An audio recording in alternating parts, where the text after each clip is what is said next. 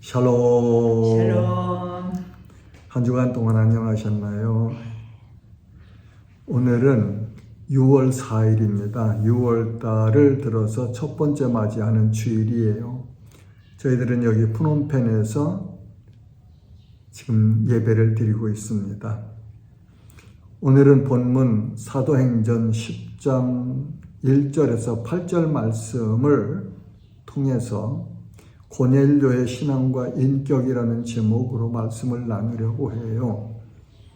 사도행전 10장을 이렇게 보면은 구조가 전체가 고넬료의 가정에 베드로를 통해서 복음을 전하게 하시고, 그리고 그 복음을 전할 때 성령의 역사하심으로 고넬료의 가족이 예수 그리스도를 주님으로 믿고 구원받는 그런 은혜의 역사를 기록한 한 장 전체가, 10장 전체가 그 내용입니다. 이 말씀을 이렇게 묵상하면서 우리는 먼저 정의해야 될 것이, 전도와 선교의 주체는 삼위일체 하나님이십니다 라는 정의를 가지고 이 말씀을 묵상할 때 은혜가 있을 것 같아요. 지난 주간에 어느 동역자들을 만나서 이렇게 교제하는 시간이 있었습니다. 그러면서 우리 가운데 그 선교사에 대한 이런 그 주제가 있어서 이야기를 나눴죠. 그러면서 선교사에 대한 사탄의 전략은 제1이 어떻게 하든지 선교사가 선교지에 못 오도록 막는다. 그 다음에 두 번째는 막았는데도 뚫려서 선교사가 선교지에 도착했으면 왔으면 어떻게 하든지 그 환경을 통해서 괴롭혀서 환경에 적응을 못하고 본국으로 돌아가도록 한다. 우리 그렇게 정의했어요. 이 내용 여러분들은 어떻게 생각하는지 모르시겠네요. 본문 1절은 우리 이제 오늘 1절부터 8절까지 묵상하려고 하는데, 1절과 2절에는 고넬료는 어떤 사람인가 하는 고넬료의 그 신앙과 또 삶을 가르쳐 주죠. 그리고 3절부터 5절까지 보면은 6절까지 보면은 고넬료가 기도하는 중에 환상 중에 천사가 와서 할 일을 가르쳐 주는 내용이 있어요. 그 다음에 7절과 8절은 고넬료가 환상 중에 천사가 가르쳐준 그 내용대로, 그 말씀대로 준행한, 실행한 그런 내용이 기록되어 있지요. 본문 1절은 가이사랴에 고넬료라 하는 사람이 있으니 이달리아 부대라 하는 군대의 백부장이라고 소개를 하십니다. 고넬료의 이름의 뜻은 뿔이라는 의미라고 합니다. 그는 가이사랴에 주둔하고 있는 로마의 군인으로 백부장이었다고 합니다. 이 가이사랴는 지난번에 상고했던 사울이 다메섹에서 예루살렘에 왔다가 예루살렘에서 다소로 갈 때 가이사랴까지 가서 거기서 다소로 갔다고 했던 그 지역이죠. 항구 도시에. 백부장은 로마 보병부대 100명으로 구성된 부대의 지휘관을 말합니다. 성경에는 몇 사람의 백부장이 기록되어 있습니다. 그 중에서 고넬료 이외에 다른 두 사람을 살펴보면은 먼저 가버나움의 백부장으로 종이 병이 들어 죽게 되었던 때에 예수님을 찾아왔던 사실을 마태복음 8장 5절에서 13절에 기록하여 주셨어요. 그는 예수님 앞에 나와서 주여 내 하인이 중풍병으로 집에 누워 몹시 괴로워하나이다 라고 간구하죠. 이 말을 들으신 예수님께서 내가 가서 고쳐주리라 말씀하세요. 그때 백부장이 하는 말이 주님 내 집에 들어오심을 나는 감당하지 못하겠사오니 다만 말씀으로만 하옵소서. 그러면 내 하인이 낫겠사옵나이다. 나도 남의 수하에 있는 사람이요 내 아래에도 군사가 있으니 이더러 가라 하면 가고 저더러 오라 하면 오고 내 종들의 이것을 하라 하면 하나이다 라고 8절과 9절에 이렇게 기록되어 있습니다. 백부장의 이 말을 들은 예수님께서 칭찬하시죠. 이스라엘 중 아무에게서도 이만한 믿음을 보지 못하였노라. 그러시고 예수님께서 백부장에게 이르십니다. 가라. 내 믿음대로 될지어다 하시니 그 즉시 하인이 나으니라. 이렇게 한 백부장이 가버나움에서 그렇게 주둔하고 있는데 자기 부하가 자기 종이 한 사람이 중풍병에 들어서 고통하고 있는 것을 불쌍히 여기고 예수님께서 그 가버나움에 오셨다는 소식을 듣고 예수님께 찾아 나와서 긍휼을 구하지요. 그렇죠? 예수님, 내 하인이 그렇게 고통받는데 참 내 마음이 아픕니다. 괴롭게 하지 않겠어요? 좀 오셔서 고쳐주세요. 오셔서가 아니고 좀 고쳐주세요 하고 청원을 했죠. 그러니까 예수님 그래 내가 갈게 너희 집에. 그러니까 아니에요 예수님 저희 집에 오시는 거 감당 못해요. 그냥 말씀만 하세요. 말씀만 하시면 내 종이 중풍병에서 고침받을 것을 내가 믿습니다 하는 믿음의 표현을 했죠. 그러니까 예수님께서 칭찬하십니다. 이스라엘에서 이만한 믿음을 못 보았노라 하시면서 예수님이 그래 돌아가라. 내 믿음대로 이루어질 것이다. 말씀하셨는데 실제 그 시간에 그 종이 중풍병에서 고침을 받은 거죠. 그 다음에 또 한 백부장을 보면 예수님이 하나님의 아들이시라고 고백한 백부장도 있습니다. 예수님께서 십자가에서 못 박혀 죽으실 때 책임자로 있던 백부장이죠.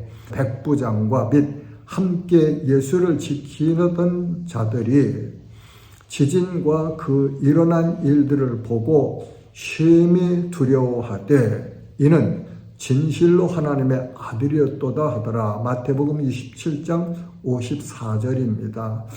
주님께로부터 칭찬을 받은 백부장들이 있었습니다. 두 번째로 고넬료는 신앙과 인격이 온전하였습니다. 본문 2절에는 그가 경건하여 온 집안과 더불어 하나님을 경외하며 백성을 많이 구제하고 하나님께 항상 기도하더니 라고 기록하여 주셔서 고넬료가 경건한 사람이었던 것을 알려주십니다. 고넬료는 로마인이지만 유대교에 입교한 사람입니다. 지금 이 시대는 경건한 사람을 필요로 하는 세대입니다. 우리들이 모두 경건한 성도들이 되면 참 좋겠습니다. 그 다음에 고넬료는 하나님을 경외하는 사람이었어요. 자신뿐만이 아니라 온 집안이 다 하나님을 경외하도록 지도하는 훌륭한 지도자였습니다. 경건한 사람이 하나님을 경외할 수 있지요. 다음에 경건에 대한 교훈을 조금 살펴보자면 바울 사도는 말세의 세상의 모습을 가르쳐주며 디모데후서 3장 5절에 보면 이렇게 말합니다. 경건의 모양은 있으나 경건의 능력은 부인하니 이 같은 자들에게서 내가 돌아서라. 세상 모습이래요. 경건한 모양은 있는데 실제 그 속에 경건의 능력은 없는 허수아비 같은 그런 세대니까 너 거기 따라가지 말고 그 모습 본받지 말고 돌아서라. 진실로 경건한 사람이 되라 하는 내용이죠. 12절은 무릇 그리스도 예수 안에서 경건하게 살고자 하는 자는 박해를 받으리라. 세상과 성도는 하나가 될 수 없습니다. 없습니다. 디모데후서 3장 14절과 15절 말씀은 그러나 너는 배우고 확신한 일에 거하라. 너는 내가 누구에게서 배운 것을 알며 또 어려서부터 성경을 알았나니 성경은 능히 너로 하여금 그리스도 예수 안에 있는 믿음으로 말미암아 구원에 이르는 지혜가 있게 하느니라. 모든 성경은 하나님의 감동으로 된 것으로 교훈과 책망과 바르게 함과 의로 교육하기에 유익하니 이는 하나님의 사람으로 온전하게 하며 모든 선한 일을 행할 능력을 갖추게 하려 함이라. 하나님의 말씀은 성령의 감동으로 기록되어 있는데 이는 성경은 하나님의 사람으로 온전하게 하시고 모든 선한 일을 행할 능력을 주신다. 그렇게 말씀하시죠.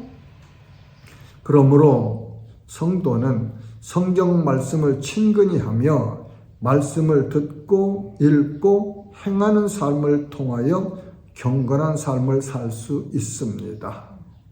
경건은 모양이 아니에요. 능력입니다. 하나님의 말씀은 곧 능력이십니다. 하나님의 말씀이 우리를 진리를 따라서 온전한 길이신 예수님을 따라가게 하십니다. 성도가 말씀에서 멀어지면 안 됩니다. 성도는 하나님의 말씀을 항상 가까이 하는 생활을 해야 합니다. 이렇게 사는 사람이 경건한 삶을 살 수 있습니다. 베드로 사도는 그의 편지에서 다음과 같이 말합니다. 베드로전서 5장 8절과 9절은 근신하라, 깨어라, 너희 대적 마귀가 우는 사자같이 두루다니며 삼킬 자를 찾나니 너희는 믿음을 굳건하게 하여 그를 대적하라. 이는 세상에 있는 너의 형제들도 동일한 고난을 당하는 줄 알미라. 그렇게 권면하시죠. 그 다음에 고넬료는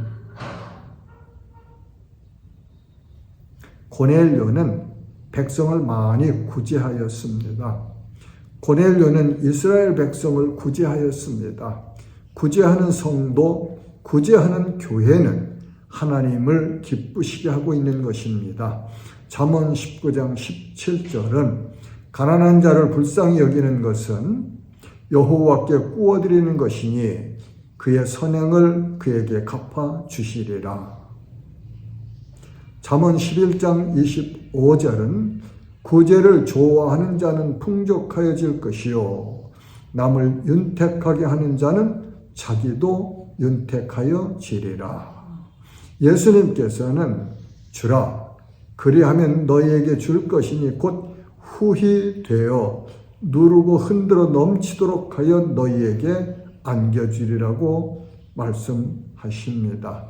히브리서 13장 16절은 오직 선을 행함과 서로 나누어 주기를 잊지 말라. 하나님은 이 같은 제사를 기뻐하시니라. 선행과 구제는 하나님께서 기뻐하시는 예배와 같다고 말씀하십니다.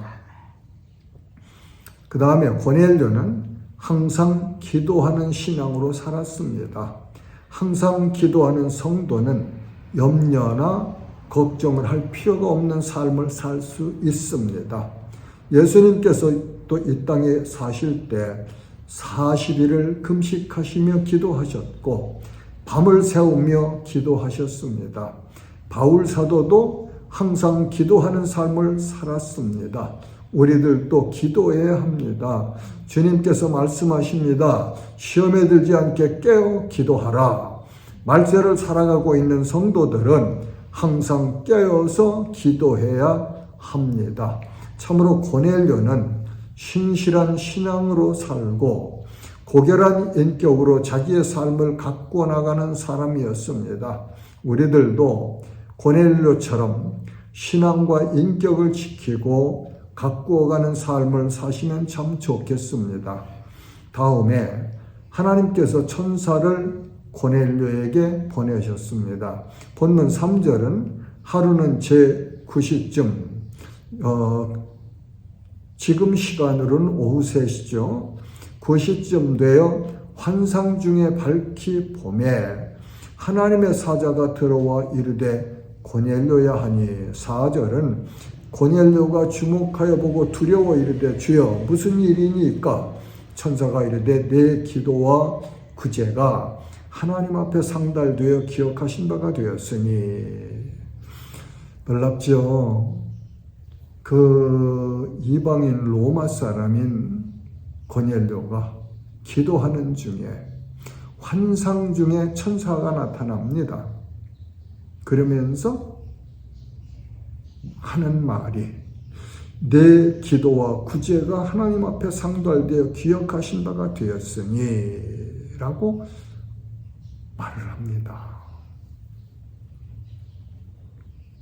고넬료의 기도와 구제가 하나님 앞에 상달되고 하나님께서 기억하신 바가 된 것처럼 우리의 기도와 구제가 하나님 앞에 상달되며 하나님께서 기억하신다는 사실을 우리는 믿고 늘 기도하며 구제하는 삶을 살아가면 좋겠습니다.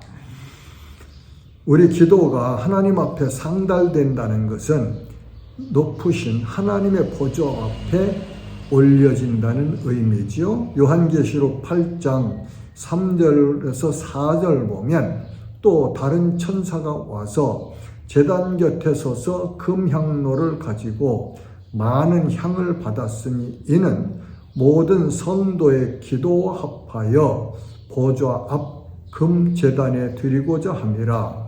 향연이 성도의 기도와 함께 천사의 손으로부터 하나님 앞으로 올라가는지라. 우리가 기도하면요 허공을 치고 바라는 것이 아니고 하나님 앞에 우리의 마음 중심으로 드리는 기도가 하나님 앞에 상달되고 하나님께서 기억하시고 하나님께서 응답하신다는 사실을 믿음을 가지고 사는 것이 기도하는 성도의 모습입니다. 이 믿음이 없다면 중언부언하는 그런 예수님께서 가르쳐 주신 어쩌면 외식하고 있는지도 모르겠죠. 하나님께서 우리가 행한 선한 일을 기억하신다면 얼마나 영광스럽고 기쁜 일이겠습니다. 성도들은 힘써 우리 하나님께서 기억하실 일을 많이 하면 좋겠습니다. 그래서 주님 앞에 서는 날, 그날 우리 주님께서 우리 각자에게 착하고 충성된 종아라고 불러주신다면 이보다 더 큰 복이 있겠습니까?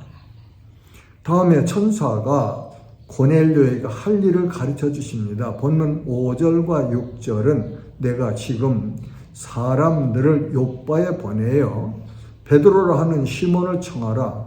그는 무두장이 시몬의 집에 유숙하니 그 집은 해변에 있다 하더라. 보세요. 천사가 환상 중에 고넬료에게 할 일을 아주 구체적으로 조목조목 가르쳐 주시죠. 이 내용을 살펴보면 사람들을 욥바에 보내어 욥바라는 항구 도시로 사람들을 보내라. 그 다음에는 그곳에 가면 사도 베드로라는 시몬을 가서 청해라. 사도 베드로의 본 이름까지 자세히 알려주시면서 가르쳐 주시죠. 시몬 베드로. 베드로라는 이름 전에 부모가 지어준 이름은 시몬이었죠. 그 다음에 그는 무두장이 시몬의 집에 유숙하니, 베드로가 현재 머물고 있는 집주인의 이름과 직업까지 가르쳐 주십니다. 무두장이는 가죽 가공업자 또는 기술자를 말하죠. 그 다음에 그 집은 해변에 있다. 그 집이 위치해 있는 지역까지 가르쳐 주십니다. 이렇게 하나님께서 하시는 일은 모든 일이 정확하고 빈틈이 없으십니다. 그 하나님이 우리의 주님이시며 아버지시고 우리의 예배와 기도와 찬송을 받으시는 분이십니다. 그러므로 우리들이 주님을 향하여 드리는 모든 일들을 정결해야 돼요. 하나님께서 기뻐 받으실 만한 정성으로 드려야 합니다. 요한복음 4장에 그렇게 말씀하시죠. 예수님께서 하나님은 영이시니 예배하는 자가 영과 진리로 예배할지니라. 성령 안에서, 그리스도 안에서 진실하게 정성껏 경외함으로 드려라. 그런 내용이지요. 다음에 고넬료는 천사가 가르쳐준 대로 진행하였습니다. 본문 7절과 8절 보면 마침 말하던 천사가 떠남에 고넬료가 집안 하인 둘과 부하 가운데 경건한 사람 하나를 불러 이 일을 다 이루고 욥바로 보내니라.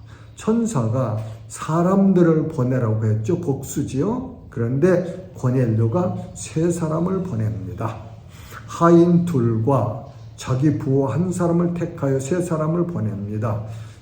얼마나 정확하게 가르쳐 주셨고 가르쳐 준 그대로 행했는가를 우리가 보면서 우리가 말씀을 대하는 태도와 그리고 말씀, 이 땅에 살아갈 때 어떻게 말씀에 준행하는 삶을 살아야 할까를 가르쳐 주시는 내용을 우리는 여기서 볼 수 있으면 참 좋겠습니다.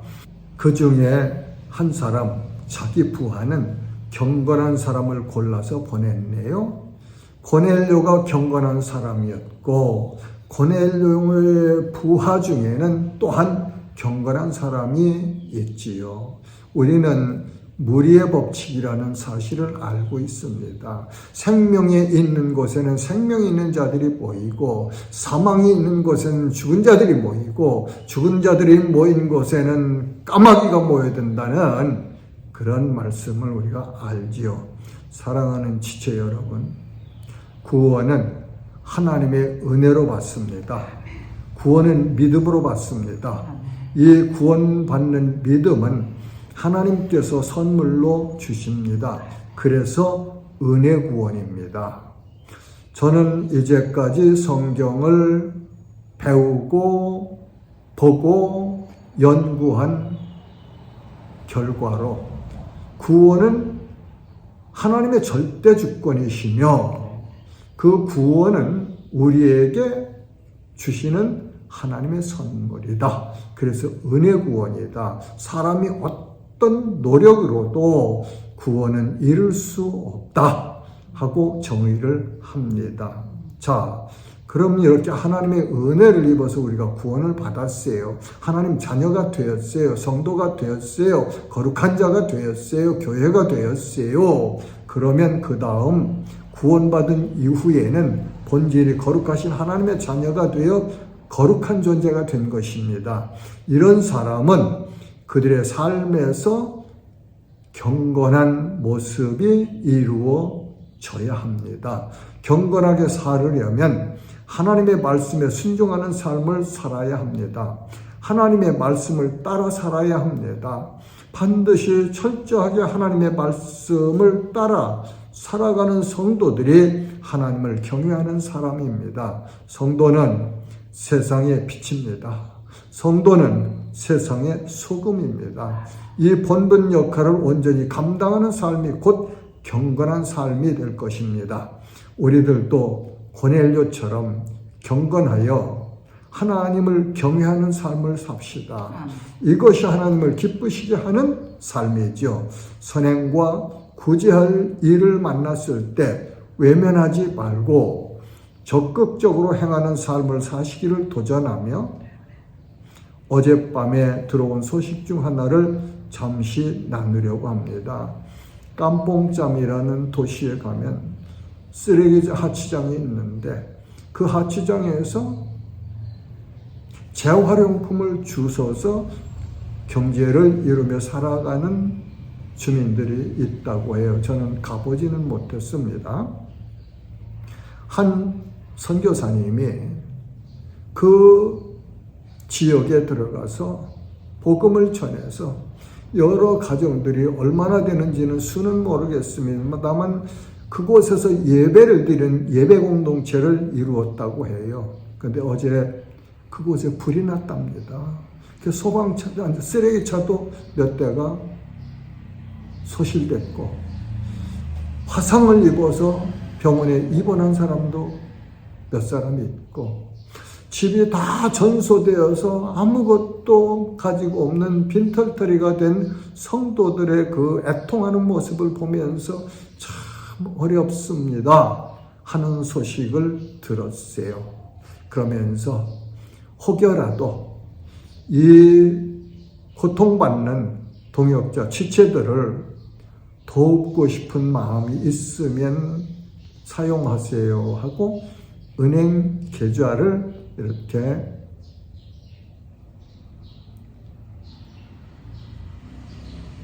나누는 걸 보았습니다. 그 역시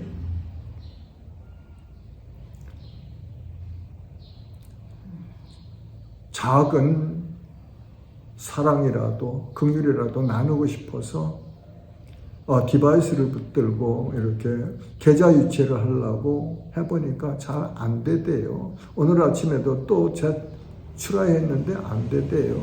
그래서 선교사님께 메시지를 전했습니다. 이런 사정이 이런데 뭐 많지는 않지만 조금이라도 작은 사랑을 우리도 동참하겠습니다. 그래서 내일 제가 라타나길이라는 저 캄보디아에서 라오스 쪽, 베트남 쪽 국경 쪽으로 있는 그 고산지대를 찾아가려고 하는데 가려면 그 깜뽕짬을 거쳐갈 수도 있을 것 같아요.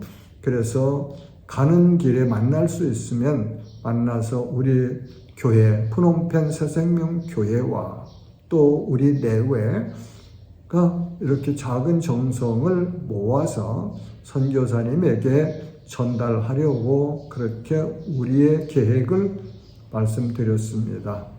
여러분, 이 고통받는 지체들을 위해서 할 수 있으면 기억나시면 기도해 주세요. 저는 선교사님께 그렇게 위로 메시지를 보냈습니다.